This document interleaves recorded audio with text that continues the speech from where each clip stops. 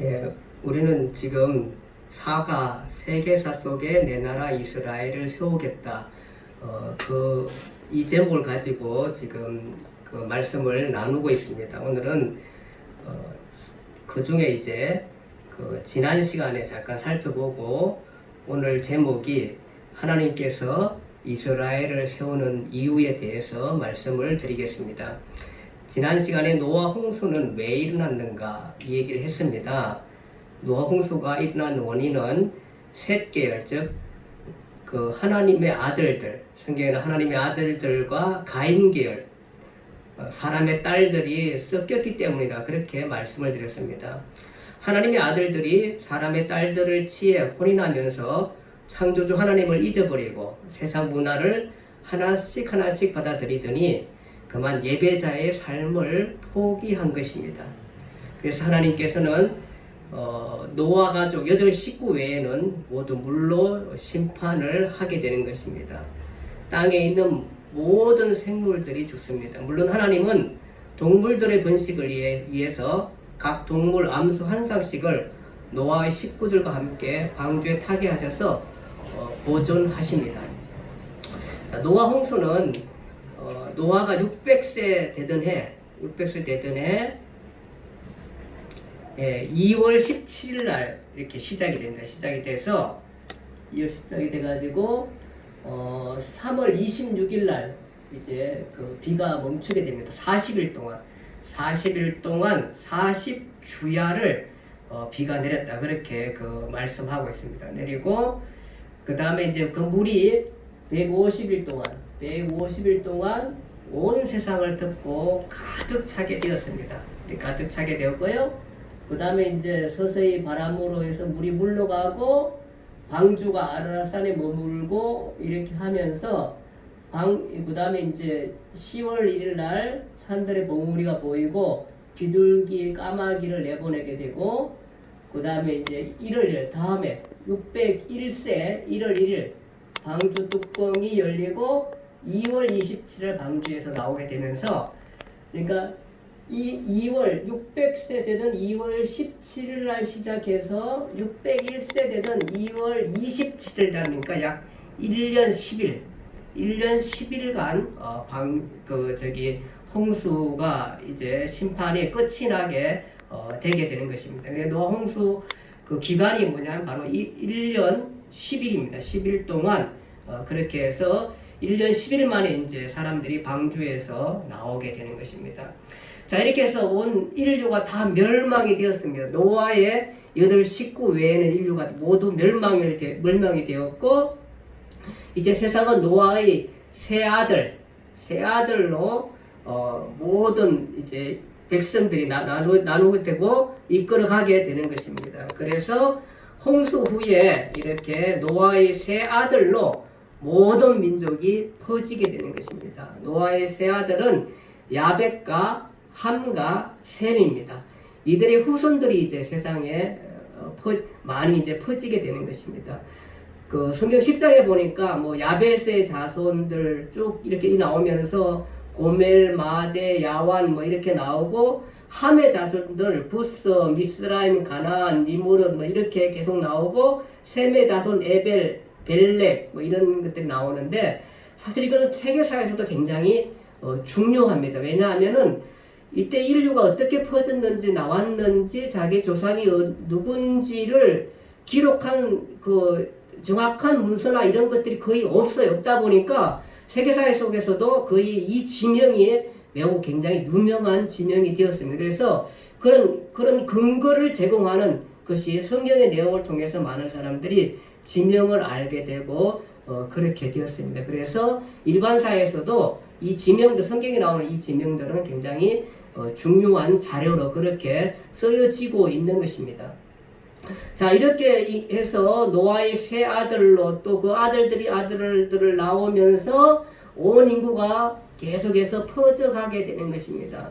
그런데 이제 이 노아 족보가 성경에 보니까 찾아내고 싶은 주인공 두 사람이 있습니다. 그래서 이제 이 두 사람을 성경이 찾아내고 있습니다. 첫 번째 사람은 누구냐면 창세기 10장에 노아의 후손들 족보가 나오는데 족보에서 이름만 얘기하다가 한 사람에게선 이름을 얘기하고는 많은 설명을 더 붙입니다.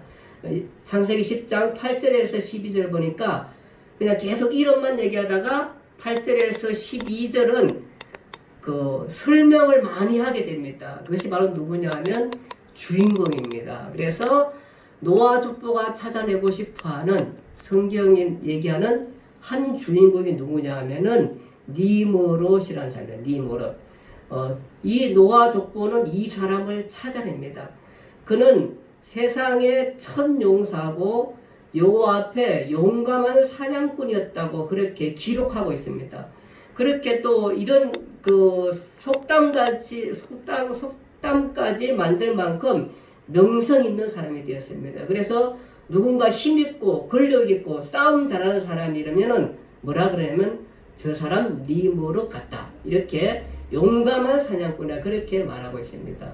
그의 나라는 시날 땅과 바벨과 에렉과 악각과 갈레에서 시작해서 아수르로 나아가 니느웨에 이르고 로호보딜과 갈라와 그리고 갈라와 니느웨 사이에 레센을 건설하는 큰 성읍을 건설하게 되는 것입니다. 이 나라가 바로 뭐냐면 힘과 무력으로 다스리는 니므롯의 나라인 것입니다. 니므롯은 정복의 왕입니다. 그는 전투의 왕입니다. 그래서 부스의 아들 니므롯은 여호와 앞에서 특이한 사냥꾼이라 성경은 그렇게 기록하고 있습니다. 그런데 이 특이한 사냥꾼은 우리의 생각에 굉장히 좀 자랑스러운 것 같지만 사실은 그렇지 않습니다. 이것을 해석하는 학자들은 니므롯은 특이한 사냥꾼이란 말은 여호와를 대적하여 무시하는 사냥꾼이라 그리고 이 아나무인격으로 스스로 높아진 것을 얘기한다. 그렇게 학자들은 얘기하고 있는 것입니다. 그러니까 이 사람은 거침이 없는 사람이고 자기 힘만 믿고 살아가는 사람인 것입니다. 바로 노아 족보가 찾아내는데 바로 함족, 그러니까 야벳, 함, 셈 이 세 아들 중에 함족 가운데 한 사람을 찾아냈는지 그 사람이 바로 니므롯이고 이 니므롯은 힘과 권력의 세상을 만들어가게 되는 것입니다. 이렇게 나오면 좀 기억할 거예요. 사실은 창세기 하는 창조 후에 아담 타락 이후에 그 두 민족으로 나누어지는데 그 민족이 뭐냐 하면 두 부류로 나눠지는데 한 부류가 가인의 후손입니다. 이 가인의 후손은 힘과 권력을 가지고 그의 족속들을 다스려가는 그런 후손이었습니다. 바로 이 니므롯이 바로 가인의 후예들입니다. 가인의 후손을 이어서 가는 후손이 바로 이 니므롯입니다. 니므롯. 그렇게 해서 이 니므롯이 11자에 보면은 바로 뭐냐 하면은 바벨탑을 세우는 사람들입니다. 그래서 바벨탑을 쌓아서 우리가 흩어지지 말고 우리의 힘과 능력으로 세상을 만들어가자. 이렇게 해서 바벨탑을 쌓았을 때에 하나님께서 이들을 흩어지게 만드시는 것이 바로 이 니므롯입니다. 니므롯이 바로 힘과 권력의 세상을 세우게 되고 이 니므롯이 만든 나라가 나중에 이 사람이 거한 사람이 바로 바벨이거든. 바벨. 그것이 어디냐면 나중에 이제 세워지는 바벨론입니다. 바벨론. 이렇게 돼서 이 함족 가운데 니므롯 한 사람을 찾아내고요. 그 다음에 이제 또 한 사람을 그 노아 족보에서 찾아냅니다. 그 11자에 쭉 보면은 셈의 후손 가운데, 셈의 족보 가운데 계속 얘기하다가 데라라는 사람에서 멈춥니다. 그리고 이 데라가 낳은 아들 중에 한 사람을 주목합니다. 그 사람이 누구냐 하면은 우리가 잘 아는 아브라함입니다. 아브라함. 그래서 그리고 창세기 12장 1절에 보면은 하나님은 아브라함을 불러내면서 새로운 역사의 전환점을 만들어내게 됩니다. 그 나라가 어느 나라냐면은 바로 이스라엘이라는 나라인 것입니다. 그래서 함족 가운데 힘과 권력으로 이끌어가는 니므롯이라는 사람을 그 족보 가운데 찾아내고요. 이 세상이 이제 바벨론이라는 나라로 이루면서 세상 나라의 중심, 즉 세상 나라가 뭐냐 얘기했을 때에 바벨론 그렇게 얘기하게 되고요. 그 다음에 또 한 사람은 바로 아브라함입니다. 아브라함을 찾아내서 이스라엘이라는 나라의 공동체를 세우게 되는 것입니다. 자, 이렇게 해서 이제 나라는 노아 이후의 나라는 이제 두 개의 나라로 흘러가게 됩니다. 두 개의 부류로 흘러가게 됩니다. 하나는 니무롯입니다. 니무롯을 통해서 힘과 권력의 세상, 즉 하나님 없는 세상을 만들어 가고 있고요. 그 다음에 아브라함을 통해서 하나님의 나라를 세우게 되는 것입니다. 즉 이스라엘 국가, 즉 하나님의 나라의 국가를 세우게 되는 것입니다. 자, 이 역사가 우리가 조금 전에도 살펴봤지만 바로 어떻게 되냐 하면은 이 니무롯의 나라는 우리가 알듯이 가인의 후손의 그 태도, 가인의 후손의 삶, 그것들을 그대로 받아들이는 사람이 바로 니무롯이고요. 그 다음에 셋의 후손, 아벨의 후손, 셋의 후손을 그대로 받아들여서 예배의 공동체를 세워가며 하나님을 인정하고 하나님이 왕이시고 나는 하나님에 의해 창조된 피조물로서 하늘로부터 위임을 받은 자라는 그 태도를 갖고 살아가는 바로 아벨 족속, 즉 셋의 족속, 그 후손들로 이어가는 사람이 바로 누구냐 하면은 이스라엘, 즉 아브라함입니다. 아브라함을 통해서 이스라엘을 세우게 되는 것입니다. 이렇게 해서 이제 온 세계 가운데 이스라엘이라는 나라를 그렇게 세우게 되는 것입니다. 자, 이렇게 해서 이스라엘 나라 국사가 시작되게 되는 것입니다. 그런데 우리가 이런 생각할 수 있습니다. 그냥 이렇게 타락한 이후에 그냥 사람들이 살면서 어떤 사람들은 하나님 섬기며 살고 어떤 사람은 하나님 안 섬기며 살고 이렇게 하면 되는 거지 굳이 왜 이스라엘을 세우는가 이런 생각을 할 수 있습니다. 오늘 말씀 뭐냐 하면은 하나님은 왜 이스라엘 국가, 즉 이스라엘 국가를 세우는가 그 부분에 대해서 한번 살펴보기로 하겠습니다. 하나님은 왜 당신의 나라를 유형 국가로 시작하는가 그 얘기를 하고자 하는 것입니다. 니무롯의 나라, 즉 세상 나라는 힘과 권력으로 다스려지는 나라입니다. 여러분 제가 말씀을 드렸지만 그러나 이 나라는 언젠가는 멸망으로 끝이 나게 되는 것입니다. 사실 하나님은 이 나라도 하나님의 사랑 안에 있는 것입니다. 하나님은 하나님을 사랑하는 이스라엘 나라를 만들어서 이 나라들로 구원하려는 하나님의 사랑에 기인한 것입니다. 그래서 이 니무롯의 나라도 하나님의 나라를 나라 안으로 들어오게 할 하나님의 이유가 있는 것입니다. 그냥 니무롯의 나라 그래가지고 하나님은 그냥 버리지 않았습니다. 하나님의 뜻은 이 사람들도 깨닫고 하나님의 나라 안으로 들어오기를 바라는 것이 하나님의 사랑이요 하나님의 뜻인 것입니다. 세상 나라는 가장 힘센 사람이 스스로 하나님처럼 되어서 백성들을 다스려 갑니다. 그들은 물론 모든 것이 그들도 폭력으로만 이끌어 가지는 않을 것입니다. 때론 지성, 철학, 도덕, 선행 이런 것들을 가지고 나름 문화를 이뤄가게 됩니다. 그러나 하나님 없는 종교와 사상을 가지고 역사를 이끌어가고 이들도 국민을 만들고 법도 만들고 영토도 확장돼 가고 이렇게 해서 이들의 왕들의 힘있는 사람의 왕들의 역사를 이어가게 될 것입니다. 그러나 타락한 이후 이 모든 사람들은 결국은 멸망으로 끝나기 때문에 하나님은 그의 나라를 세웁니다. 그러면서 하나님도 그러니까 니무롯의 나라가 나름의 국가를 이루어가는 그 와중에 하나님도 나라를 이제 세우게 되는 것입니다. 이 나라는 어떤 나라냐면 진짜 왕은 하나님이시다. 나도 하나님은 내 나라를 세우고 그렇게 해서 이 나라를 이끌어가게 되는 것입니다. 이제 이 나라도 국민도 필요하고 법도 제정하고 영토도 필요한 것입니다. 그래서 이런 조건들을 충족해 나가게 되는 것입니다. 그래서 하나님도 이렇게 충족하면서 이스라엘 나라를 세우게 되는 것입니다. 그런데 이렇게 이스라엘 나라를 세우게 되는 이유는 뭐냐 하면은 모든 민족들에게 복을 얻게 하려고 그렇게 세우게 되는 것입니다. 그것은 뭐냐 하면은 결국은 뭐냐 하면 니무롯의 나라가 엄청난 나라를 세우고 위대한 나라를 세우고 또 많은 사람들이 부러워하는 나라를 세운다 할지라도 이것은 멸망으로 끝나기 때문에 하나님은 그 니무롯의 나라 가운데 얼마나 그 니무롯의 나라 가운데 많은 사람들은 하나님의 나라로 이끌기 위해서 바로 이스라엘이라는 나라를 세우게 되는 것입니다. 그래서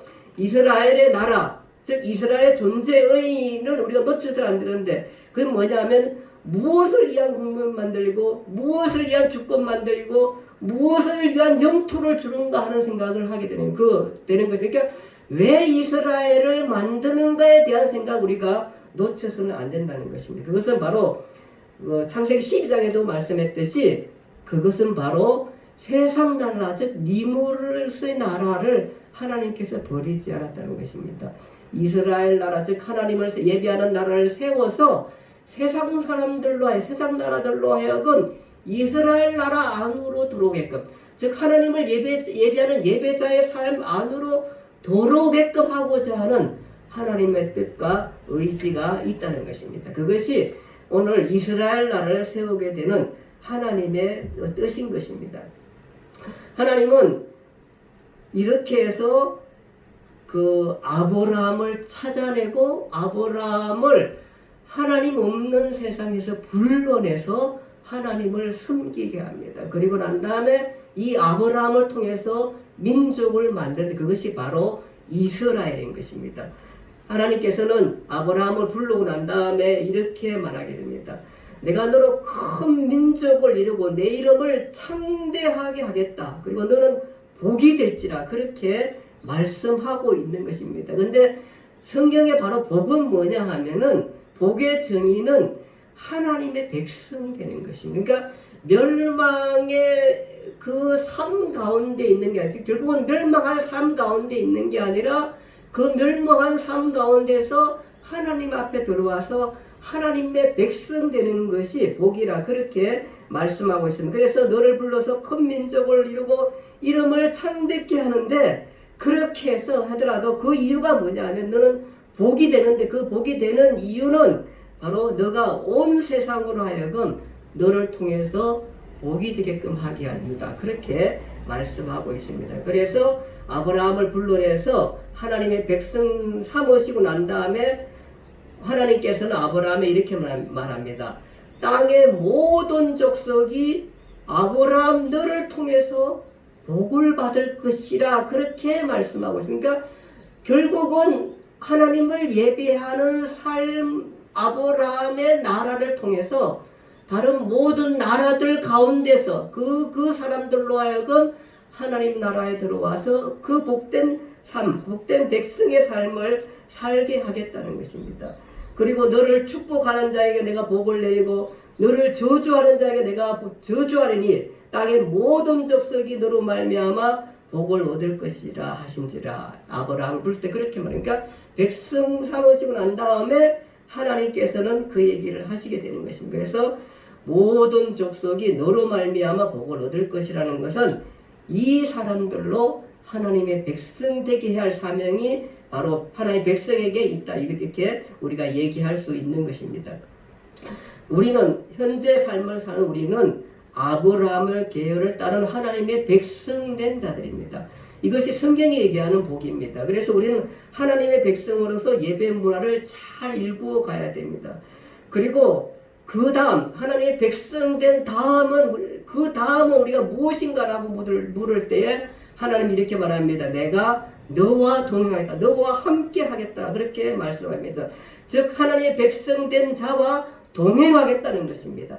그의 인생의 길을 가면서 모난 부분을 다듬고 무너진 부분을 세우고 교만한 부분을 낮추고 우울한 부분을 밝게 하고 깨진 부분을 붙이고 가난한 부분을 부유케 하고 건강치 못한 부분을 고치고 지혜가 부족한 부분을 지혜롭게 하면서 너와 함께 인생을 가겠다는 것입니다. 하나님이 이렇게 우리를 이끌고 가게 될 것입니다. 그리고 우리가 부족할 때 하나님께서 우리에게 기도라는 무기를 주시면서 이 인생의 길을 그렇게 갈 수 있도록 돕겠다. 그렇게 말씀하게 되는 것입니다. 런던의 그 유명한 바이올린 연주자가 한 번은 핀란드 아주 유명한 음악회에 초청을 받았습니다.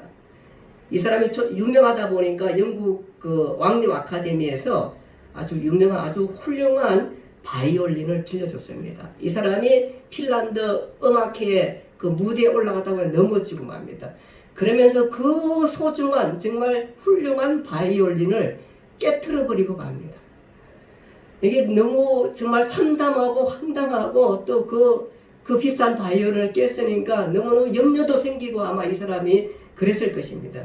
그런데 막 그렇게 많이 고민하는 중에 영국의 한 그 바이올린을 수리하는 수리공한테서 연락이 왔습니다. 그 바이올린을 제가 한번 수리하면 어떨까요? 그래서 이제 그 사람한테 그걸 맡겼더니 이 바이올린이 한 달 동안 그것을 수리해서 가져왔습니다. 이 유명한 음악가가 그 바이올린을 보니까 어디 수리했는지 모르겠습니다. 그러니까 깨진 부분이 너무 정교해서 완벽하게 그렇게 고쳐져 있었던 것입니다. 오히려 이 연주를 하면 연주할수록 원래 있던 것보다 원래 바이올린보다 더 잘 연주가 잘 될 만큼 아주 완벽하게 그것이 고쳐졌던 것입니다. 너무너무 감사한 일이라 그렇게 생각됩니다. 이렇게 명공이 바이올린을 고치듯 주님은 우리와 동행하면서 우리를 그렇게 고쳐가고 이끌어가고 그렇게 계십니다. 그리고 가장 아름다운 사람이 되도록 그렇게 우리를 고쳐가고 있는 중에 고쳐가게 될 것입니다. 그래서 행복한 삶을 살도록 하게 하는 것이 하나님의 백성된 그 다음의 일들입니다. 그리고 그 다음은 무엇인가? 그 다음 바로 뭐냐 하면은 바로 오늘 성경 말씀대로 하나님의 백성 되어야 할 이유, 이스라엘을 불러야 한 이유인 것입니다. 그 이유는 뭐냐 하면은 주님의 백성된 자들, 즉 하나님의 백성된 자들이 이 땅의 모든 백성들로 하여금 하나님의 백성되게 하는 일, 그 일을 하라고 하나님께서 이스라엘을 세우셨고 오늘날 여러분과 저를 불렀던 것입니다. 그래서 하나님의 백성된 것이 복인데, 멸망에서 들어온 것이 복인데, 그들도 즉 하나님을 안 믿는 사람들도 하나님의 복 안으로 들어오게 하는 책임, 그 사명을 백성된 자가 간다, 그렇게 말씀하고 있는 것입니다. 그래서 백성된 자는 온 민족들로 백성 안으로 들어오도록 복음을 전파하는 것입니다. 가인 족속으로 니므롯 족속 중에서 불러내어 하나님 백성 되게 하는 사명, 그것이 하나님 백성된 자의 이유인 것입니다. 뿐만 아니라 바로 그것은 이스라엘을 세우신 이유인 것입니다. 그래서 하나님께서는 아브라함을 불러서 이스라엘을 세우면서 하신 말씀이 바로 그 얘기입니다. 모든 족속이 너로 인하여 복을 얻을 것이니라. 즉 멸망 가운데서 구원하겠다. 너를 통해서 멸망에서 구원하겠다. 그 일들에 대한 사명을 이스라엘이 갖고 오늘날 하나님 백성된 여러분과 제가 갖는 것입니다. 자, 이제 나라는 니므롯의 나라로 한 부류가 흘러가고요, 한 부류는 이스라엘 나라로 흘러가게 되는 것입니다. 이것이 또 어떻게 지속되며 가는지 우리는 성경을 통해서 계속 살펴보겠습니다. 오늘 바로 하나님께서 우리에게 복 주신 것, 즉 하나님 백성 된 이유, 그것은 바로 이스라엘을 하나님께서 세우신 바로 그 이유입니다. 여러분과 제가 그 이유에 충실해서 하나님의 백성 되고, 또 하나님께서 우리와 동행하면서 우리를 고치시고, 또 우리의 인생길 하나님께서 함께 해주시고, 뿐만 아니라 또 우리로 하여금 우리 주변에 하나님 백성 되지 못한 사람들, 그냥 이 사람들은 자기들의 문화를 이끌어가고 불편 없이 살고 아무나 종교 가지만 되고 그냥 누리고 삶을 함께하고 이렇게 가면 된다 하는 이 사람들에게 너의 창조주가 계심을 알려줘서 그들로 하나님을 예배하는 예배자의 삶 안으로 돌아오게 할 사명, 바로 이스라엘을 세우신 이유고, 오늘 여러분과 저를 택해서 하나님 백성 되게 한 이유라는 사실 우리가 명심하면서 이 사실을 기억하며 기도하며 이 땅을 오늘 하나님의 주신 사명에 충실하며 그렇게 살아갈 수 있는 여러분과 저의 모습이 되기를 간절히 바랍니다. 기도하겠습니다. 하나님 아버지 감사합니다. 드디어 하나님께서 이제 이스라엘을 세우게 됩니다. 나라는 결국은 두 부류로 홀려갑니다. 선악과 앞에서 내가 왕이라고 외쳤던, 그래서 자기가 왕임을 주장하며 살아가는, 힘과 권력의 세상으로 살아가는 사람들이 있는가 하며 창조주를 인정하고 하나님을 예비하며 하나님의 뜻을 살피며 살아가는 사람들이 있습니다. 이제 세상은 이렇게 흘러가 왔고 오늘날도 이렇게 흘러가고 있습니다. 하나님의 백성된 자들이 하나님 앞에 하나님의 은혜를 누리고 그 은혜를 하나님을 알지 못하는 사람들에 나누어져서 그들도 하나님 앞에 돌아오게 할 책임이 우리들에게 있다는 것, 그 사실을 기억하면서 우리가 믿음으로 이 땅을 살아갈 수 있는 우리들의 모습이 되게 해 주시옵소서. 오늘 이스라엘 나라를 세우신 이유를 우리가 살펴봤습니다. 이제 나라는 또 이렇게 흘러가고 이스라엘 사명을 어떻게 감당할 건지 우리는 계속 성경 속에서 보게 될 것입니다. 그러면서 하나님의 뜻을 찾게 될 것입니다. 그 속에서 우리가 평안과 행복을 누리고 삶을 가꾸고 아름다움을 이뤄갈 수 있는 은혜를 허락해 주시옵소서. 예수님 이름으로 기도드립니다. 아멘.